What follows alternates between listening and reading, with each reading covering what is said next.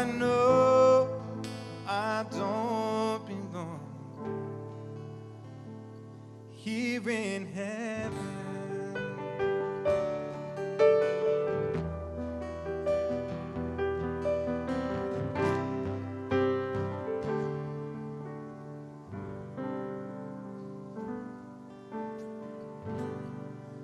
Would you hold my hand if I saw you in heaven? Would you help me stand if I saw you in heaven?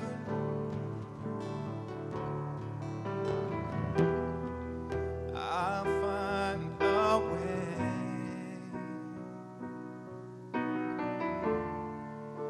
through night and day, 'cause I know I just can't stay here in heaven.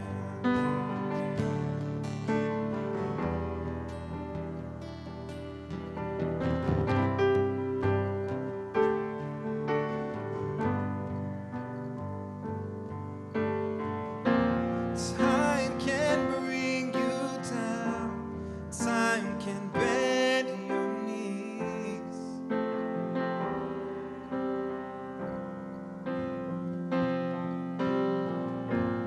Time can break your heart, have you begging please, begging please.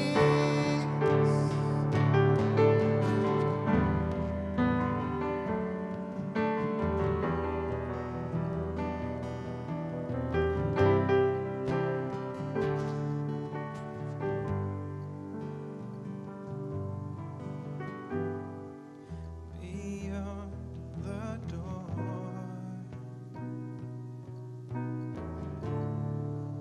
there's peace, I'm sure,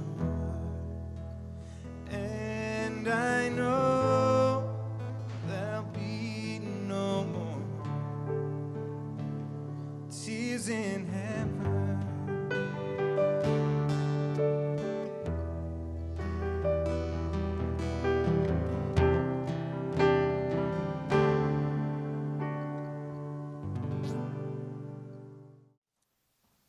Thank you, Ian and Brick. That was wonderful. And thank you, everyone, for joining us this evening. My name is Chris Allen, and I am with Dignified Pet Services. Whether you've come here tonight to remember a pet who has recently died or one who had been a part of your life years ago, I welcome you as we pay tribute to the lives that we've shared with those special creatures. Tonight marks the 16th year of our annual service of remembrance. 10 years ago, we were lucky to partner with Dove Lewis and the Pet Loss Support Program. Dove Lewis and Dignified Pet Services know how important our animal companions are and are committed to being here to help and support the families we serve. Coming here this evening may have been a difficult decision for most of you. This is an emotional event, and our emotions can often be unpredictable. Whether your emotions bring you to laugh, cry, feel angry, grateful, or even guilty, please know that emotions are a normal part of the grieving process, and you do not need to hold back tonight. We are all here to celebrate our animal companions and the amazing bond that we've shared with them. The bond is the idea behind the bronze statue you see on the center stage. Let me introduce you to unconditional. Unconditional is a representation for the unconditional love that is shared between humans and their animal companion. I believe this statue expresses love, comfort, wonder, safety, warmth, happiness, levity, laughter, friendship, and simplicity. In welcoming you all here tonight, I would like to share a quote from Donna O'Toole that I found helpful when my beloved cat Pewter passed away. To find a safe journey through grief to growth, does not mean one should forget the past. It means that on the journey, we will need safe pathways so that remembrance, which may be painful, is possible. When you leave here this evening, I hope that you take with you the feeling of celebration for the life and relationship you shared with your companion, a life and relationship not to be replaced, but cherished. This is a safe place for your journey, and I commend you all for having the courage to be here tonight. At this time, I would like to introduce Enid Tradesman. Enid was the founder of the Dove Lewis Pet Loss Support Group back in 1986 and continues to facilitate 4 pet loss groups a month, providing a huge support to so many. Enid.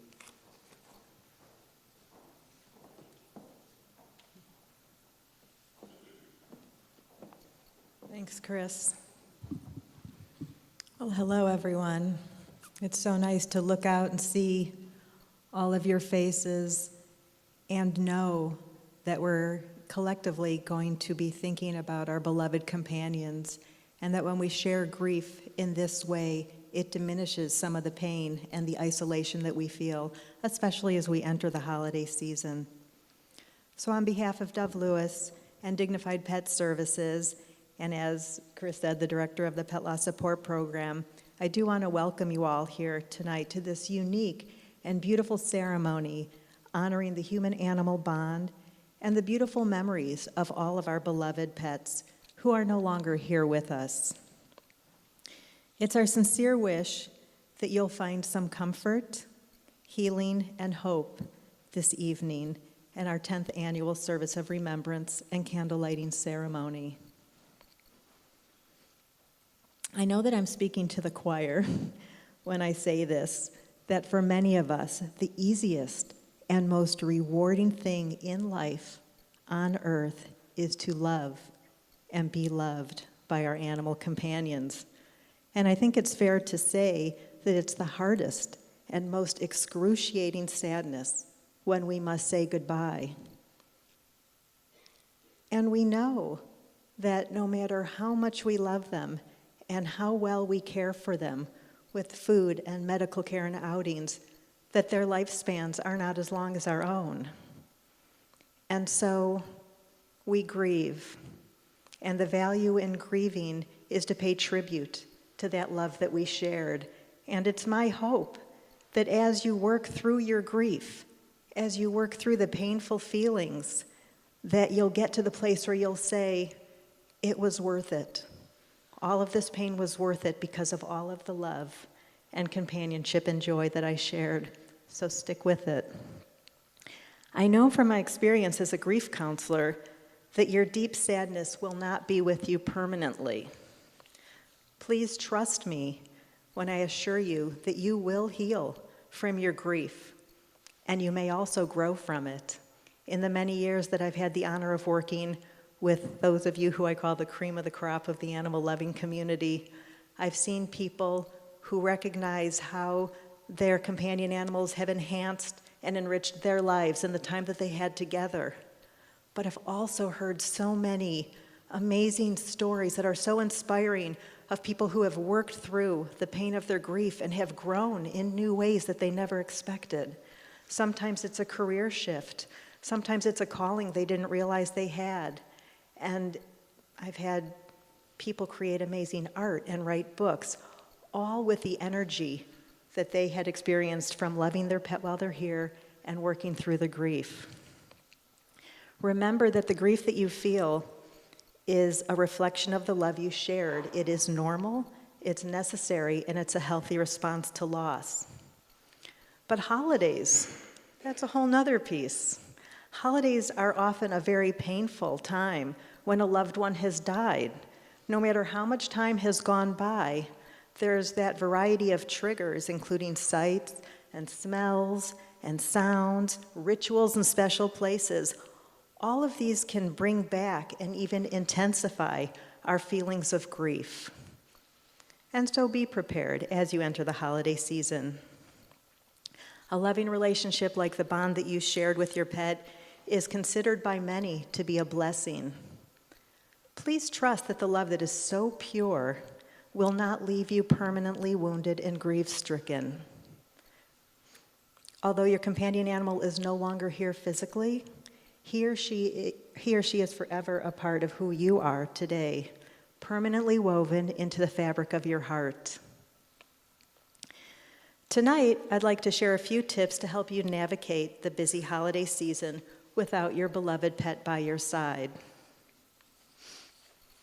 First, and you'll hear this a lot, is to slow down. It's really important. In fact, right now, I would like everybody to take a deep breath. Inhale deeply, and as you exhale, say your pet's name in your head and in your heart. And imagine the comfort of having them here enjoying the ceremony this evening with you. I'd also like you to give up your expectations to have that perfect Christmas. Things are different now, and that's okay. Give yourself permission to be a little different this year if that's what feels right for you. Set aside some time to think about your beloved companion so that you can allow your grief and give it expression. So what I mean is, instead of trying to be stoic and stay in step with all of the holiday gatherings, is to set aside some time to maybe go for a walk, or to take their bed and hold it close to you and smell it and have a good cry. You know you're going to be thinking about them, and so instead of avoiding it and pushing it to the side, give yourself that opportunity to experience it, and that will allow your emotions to be more free as you navigate the rest of your holiday season. It would also be helpful as a memorial to create a new ritual this year that you can do every year. I recall, I don't know if they're here this evening, but a couple whose dog died, and it was close to Christmas, and even though they loved decorating their Christmas tree more than anything, really couldn't imagine putting it together the way they always did. And so instead, they copied pictures, hundreds of pictures of their dogs, laminated them, and made ornaments, and it was the daisy tree that year. And what a beautiful way to honor their pet's memory, acknowledge their sadness and how she was all around their heads and their hearts, and still be able to have the tree to show their family. Other rituals may be a stocking that you normally hang for them, this time filling it with treats or gifts that you can then bring to a rescue or a shelter in your pet's name. Memorializing helps us when we have these events that normally our pets are part of. So I want you to also know that you can embrace your memories and find comfort in them. But this is the bittersweet part. Our memories often bring us both to tears and to laughter. But it's these memories that sustain us through the years. Also, please don't feel guilty if you find that you're enjoying yourself sometimes around the holiday.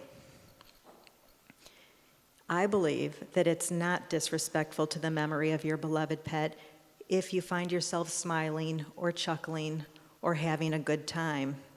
In fact, your pet likely would be very happy to know that you are enjoying yourself. Our pets lived for joy.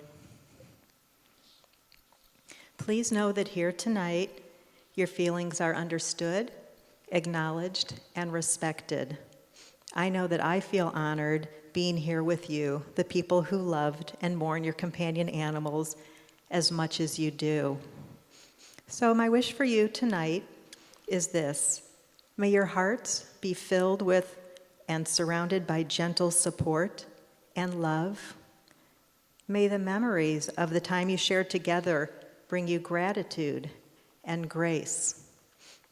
May you find peace in the strength of the everlasting love that you shared together. May you feel their love and have that joy in your life again. Most importantly, I do want to thank you all for caring for and loving your pets as they deserved to be loved. Speaking of everlasting love, please join me in welcoming our guest speaker this evening, Scott.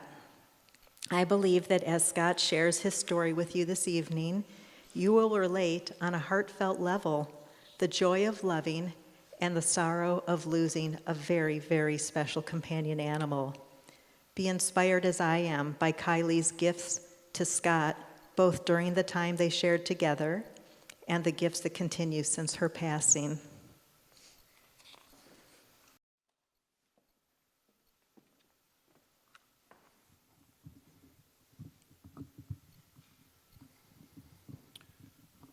Good evening. In 2002, I lived in New York City. I was consumed by work and had little time for anything else. During that summer, I was having a stressful time in my career and in my life in general. My mother and sister came to visit me one weekend in September and saw how negative my outlook on life had become. They suggested the idea of getting a dog. I was really resistant to that idea. But soon I found myself standing with them at the International Pet Kennel on the Upper East Side, observing two little puppies, a Westie and a Shiba. I was immediately drawn to the Westie as my parents had one. Somewhat reluctantly, I played with the little Westie, and soon enough, I had her wrapped in a blanket on my lap in the back of a taxi and on the way to my apartment. Having Kylie was a big adjustment. Being a bachelor and no longer having it all my own way was tough, especially having to get up in the morning when she wanted to. I didn't really appreciate how quickly this little dog would become so engulfed in my life, but she did. The initial frustration of having to change my routine soon passed, and she became an essential part of my life. Waking up each morning to greet her, coming home after work at night, and watching her go crazy with an excitement she could barely contain. Soon I found my outlook changing to happiness as I looked forward to sharing the days with her. New York was very dog-friendly, and she would accompany me on most errands. For instance, I especially remember shopping at Bed Bath & Beyond in Chelsea. At the front entrance of the store, they had foam pads that you could place in the shopping cart so your dog could ride along in the cart while you shopped. She loved sitting in the cart and observing everything. Kylie was a very special dog. I took her on trips whenever I could, to my house share on Fire Island on summer weekends, to Pennsylvania and Ohio for holidays with my family. She loved to travel. Once she gathered there was a trip in the making, she would start panting and whining. I had a brown travel case that I used to carry her. Once she started getting hysterical, I would take it down out of the closet, unzip the front, and place it on the floor. She would crawl inside, turn around, lay down, and thereafter not utter a peep.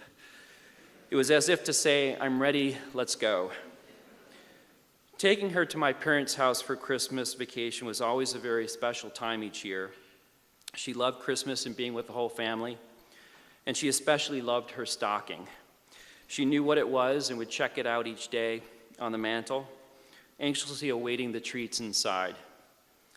There are many special moments that I shared with Kylie over 13 years that I'll never forget, such as seeing her lay on the back cushion of my couch, her favorite lookout spot, running on the beach, watching her play in the snow, attending dog training and swimming lessons at Who's Walking Who, watching her devour a rawhide bone with delight, and seeing her play, especially when she tried to pick up two toys in her mouth at once. As she got older, trying to wrestle her out of bed in the morning. I recognized she was aging, and I handled the many challenges that came with it without regard. I didn't anticipate losing her so soon. However, in 2015, her health declined. After multiple tests, CAT scan, labs, and trips to specialists, we finally found the cause, a mass on her brain stem causing hydrocephalus. From that moment on, it really was all downhill. I especially recall one moment when we were headed to another specialist.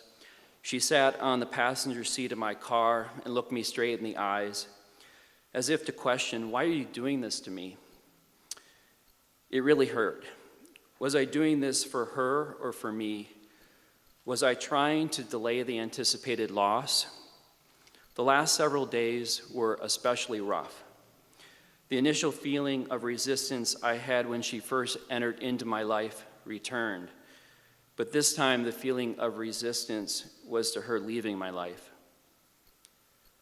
Kylie was put to sleep on October 4th, 2015. I gently held her to the very end. There are few times in my life when I have felt such sorrow and pain. I hated myself for having to make that decision. I think it is these times that force us to really be adults, to feel the responsibility that comes with loving someone and the understanding that you can affect what they have to endure and suffer. The loss of Kylie was profound, the void, the emptiness in my apartment and my life. We each deal with grief in our own way. As a religious man, I reached out to my pastor. I needed guidance to try to make some sense of this loss and pain. He helped me to appreciate Kylie's life in my life. God provided her to me at a time when I most needed someone. I resisted her at first, but eventually she built a foundation in my life that helped me get back on track. He helped me to reflect on some fundamental questions. What did her presence in my life teach me? Was her time with me designed to make me strong and comfortable with my solitude? Or was it to enable me to open up my heart to something new to come? I don't have all the answers yet to these questions, and I still reflect on them. During our discussion, my pastor shared with me a passage from the Bible in the book of Job on remembering a creature, a passage that has really helped me to truly feel the importance of a pet's life in our lives. And it reads, "But ask the animals, and they will teach you, the birds of the air, and they will tell you, and the fish of the sea will declare to you. Who among all these does not know that the hand of the Lord has done this? In his hand, the life of every living thing and the breath of every human being." So in this time of grieving and mourning, I know that I should especially now give thanks for that special creature that came into my life, for Kylie, who helped me feel real companionship. And it is this type of companionship that I know I truly need. So after a period of grieving, I'm happy to welcome a new puppy in my life this summer and begin the journey again, and this time with Kohana. Thank you.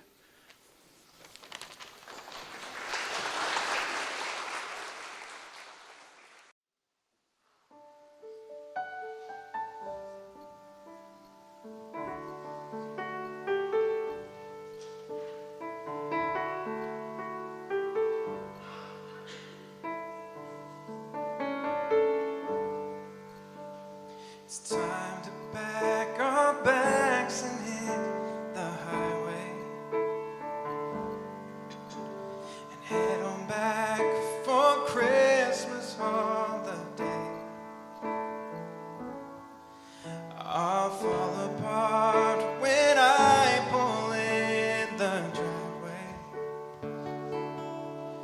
It's the first time home since you passed away.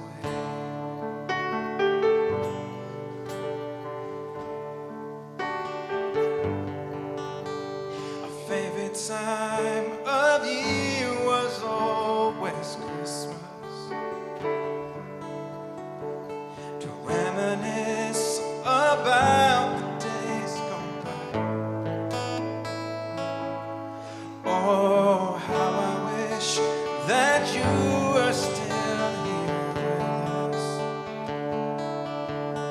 My memories of you will never die. When the stockings are silent night has been sung, and Christmas is finally here.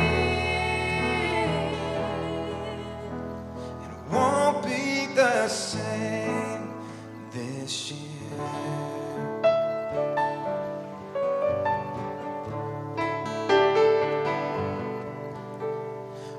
Losing my best friend hurts so badly.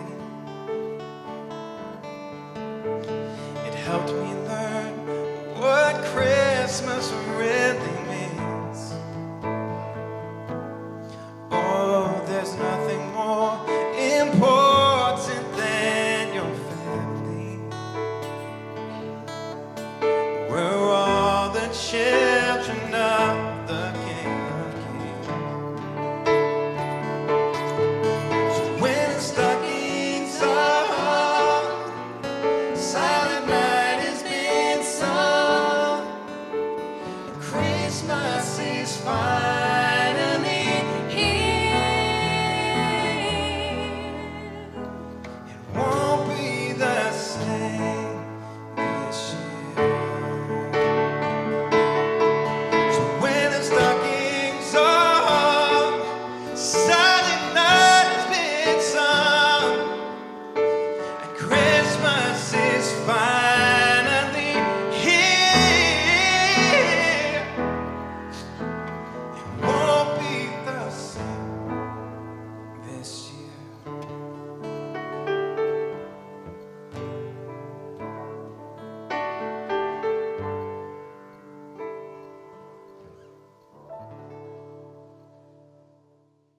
Thank you, Ian and Mindy and Brick and Scott. That was so beautiful. So now I would like to invite each of you to participate in the beautiful ritual that we have each year, which is our candle lighting ceremony. I want to thank you again for joining us this evening on behalf of myself and Dove Lewis and Dignified Pet Services. We offer our blessings to you all during this holiday season.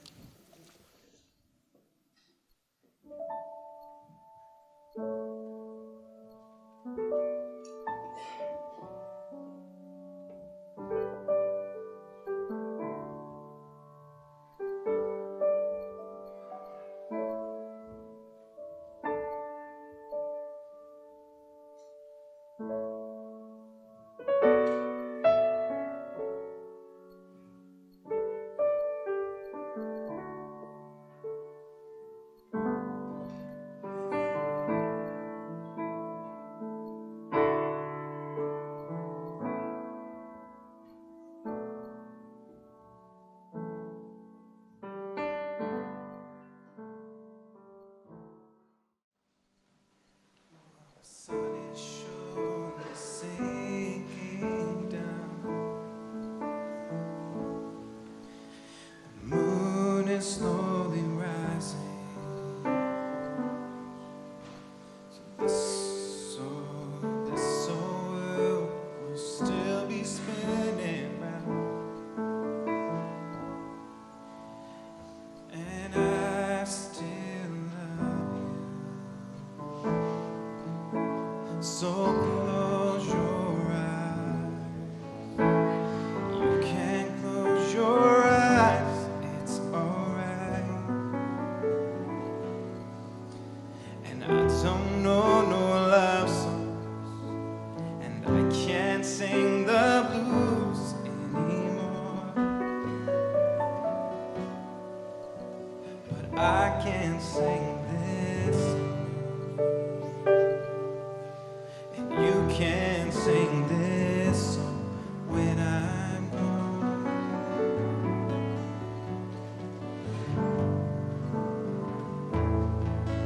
Oh, it won't be long before another day, and we're gonna have a good time, and no one's gonna take that time away. You can stay as long as you like. So close your eyes. You can close your eyes. It's alright. And I don't know no love song. I can't sing the blues anymore.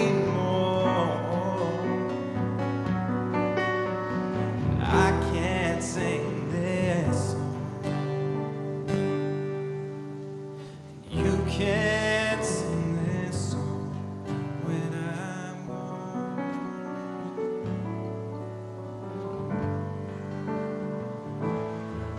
So close your eyes. You can close your eyes. It's alright. I don't know no love songs. I can't sing the blues anymore. But I can sing this song. You can sing this song. Yes, I can sing this song. And you can sing this song when I'm gone.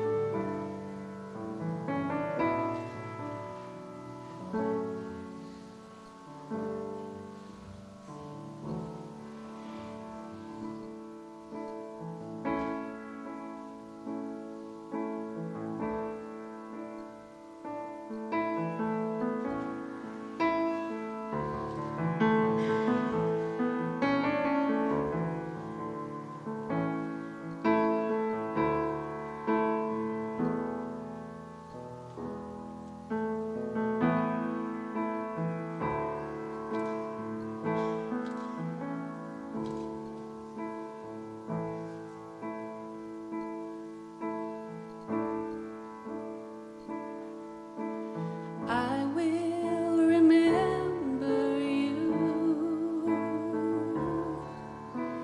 Will you remember me?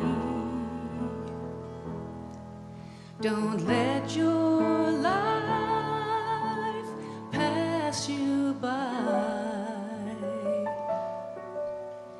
Weep not for the memories.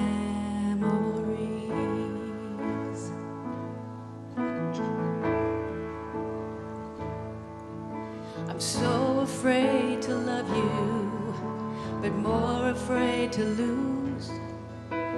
Clinging to a past that doesn't let me choose.